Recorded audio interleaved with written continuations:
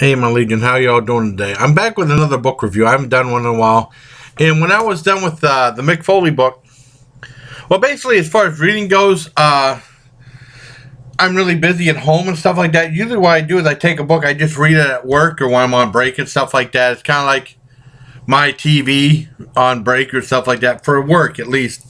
I tried reading this on vacation. I read like maybe a page or two.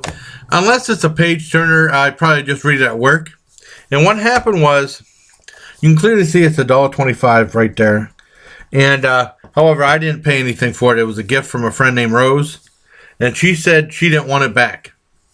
She said she was real adamant about it. I said, in my head, I thought, wow, thank you for the gift. And then I thought, oh man, either the book must really suck or it's really dirty or violent. And the dirty violent part, I don't mind. I mean, if it sucks, there's nothing worse than trying to read a book that's awful or a book that's boring. It's like torture. But I read this in this series, I guess, called The Trailsman, and we're at number 308 now. That's pretty good, pretty successful. And this is Bravados by Jon Sharpe, and it revolves around this wagon train leader named Sky Fargo, and he's leading a wagon train of pilgrims up to this new place called Genesis, I believe. And yeah, place like Genesis. And basically, one thing about the covers, you see this picture right there, and usually you see a photo like that if it's like on the cover of a Harlequin romance novel. And I was like, oh man, I hope it's not a romance novel. I mean, because I don't do that. I will say the only thing I ever bought, I mean, there was a couple of times at school you had to read a book that was like a romance, like Ethan Frome, I think, to my knowledge, was a romance, but I can't remember. In school you have to read some stuff for required reading. You might have to read one or two like that. But the only one I bought, and I bought at Walmart, was, I'm a big fan of Steve Martin. I guess he did a movie called Shop Girl, and it was based on this book. He was really proud of it, a novelette. And I said, well, hell, if it's at Dollar General for $1.25, I'll buy it.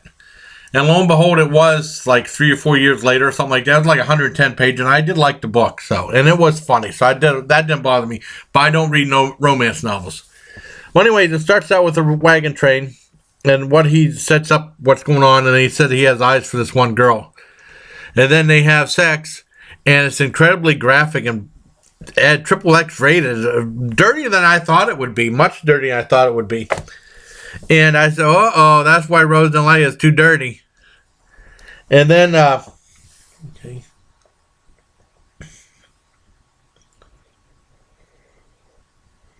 And then, what was I going to say? And then they run afoul of Apache Indians and stuff, and then he fights them off.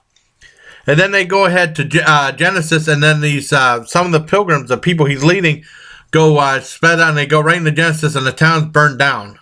And it's burned down by some banditos, headed by a guy named El Oso Loco, and also a bandita named Senorita Diablo. And some of these are really cliched things. You kind of roll your eyes like, give me a break a little bit. And it's kind of like cliched from like Magnificent Seven, but Magnificent Seven was an awesome movie. And this one's nowhere near as good. And whole bunch of other stuff happens. There's like 2 or 3 other sex scenes in it, and there's some violence in it.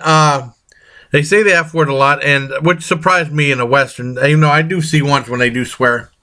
And it's okay. The ending is very anticlimactic, but I do thank Rose for letting me read this. It's not really a page turner, but it's not bad at all for what it is. I give it a very mild 6.5 out of 10 for The Trailsman's Border Bravados. Number 308. So until next time, bye, please. Take care, my Legion.